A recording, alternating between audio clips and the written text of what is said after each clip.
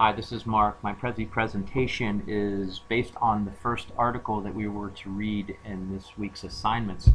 The article was entitled Transforming Learning with Interactive Whiteboards Towards a Developmental Framework, written by Trudy Sweeney in 2010.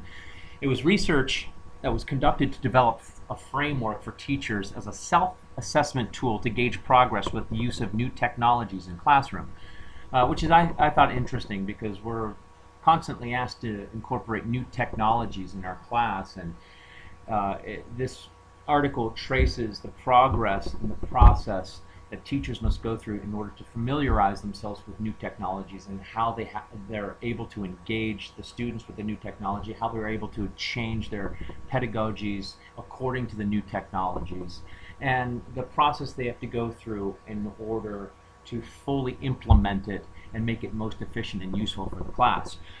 So this was developed by classroom observations and interviews of 8 teachers in 18 months in South Australia, and it was mainly to see the change of process of teachers adopting and adapting to the new technologies. It's based on 6 frameworks, and they were a lens to analyze and classify different levels of sophistication related to interactive whiteboards in class. The first 3 frameworks apply to the use of technology in general, any new technology that's brought in that we have to familiarize ourselves with, get used to, and learn how to use. The framework 4 is focused on the effective pedagogies of how to integrate and use those technologies, and framework 5 and 6 are specific to interactive whiteboards, their use in the classrooms.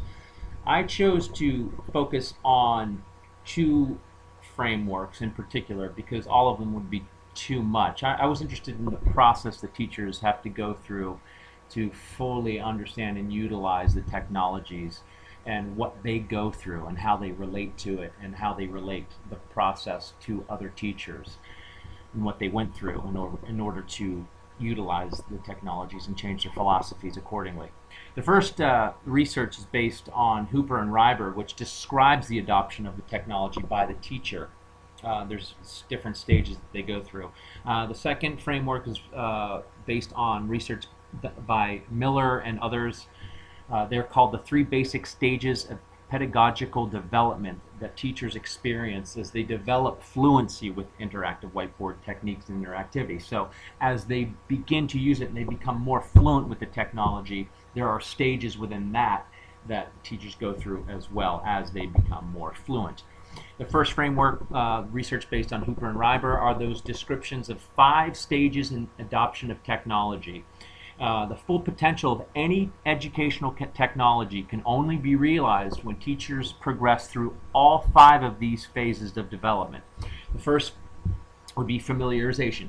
All right, get familiar with the new technology. What is it? How does it start? How do we use it? Number 2, utilization.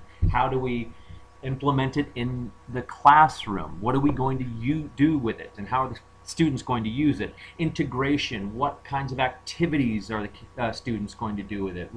How are we going to integrate our teaching philosophies with the new technology? Then we have to reorient ourselves based on the integration and utilization of how have we changed, and what other changes do we have to make, things of that nature, more self-assessment. And then there's a whole evolution of the whole philosophical framework changes by the use of the technology.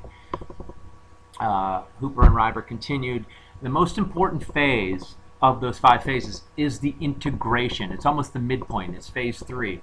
They call it the turning point because that's where the teacher decides whether to break through and make a real commitment to move even further with their primary investigations and their first experimentations. If the breakthrough is not made and they go further to really challenge their teaching philosophies and pedagogies, then it could lead to misuse of the technology and discarding of the new technology altogether. The next research that I thought was interesting were the 3 basic stages of pedagogical development, and there are 3 stages. There's 1 supported didactic, 2 interactive, and 3 enhanced interactive. The first one, supported didactic, that's the very early beginning stages. That's the familiarization part of it, getting to know it. They use technology generally only as a visual. Uh, they're using new technologies with old ideas in new ways. They're not doing anything really new with it. It's not used as an integral strategy for conceptual development, and this again can lead to misuse and eventual discarding of that technology. Two, the second part is interactive. That's characterized by use of interactive whiteboards as a tool to challenge the students. Now it's further implementation. They're getting more involved with it and understanding it more. It challenges students to think. They're now using the tool to use a variety of stimuli that are verbal, visual, aesthetic. We have the third stage, which is enhanced interactive. This is characterized by a change of thinking by teacher. Seek to integrate concept and cognitive development now in the use of this technology. It exploits the interactive capacity of the technology. Teachers show enhanced understanding of the learning process through the technology. Their philosophy is really starting to change, and they're altering their own ways of doing things and evolving along with what the new technology allows for creativity. Technology supports learning. Teachers shows ingenuity in developing materials, and they meet more specific learning needs and differentiation of tasks. It is that turning point in that breakthrough. So, in closing, I guess the purpose of the article is twofold. It's to capture common experiences of teachers so that the framework would be relevant as a general guide for other teachers across different disciplines and grade levels, regardless of the age or experience of the teachers. And two, it tracks and describes participant development with a view to identifying their different needs at each stage and factors that support on constant development.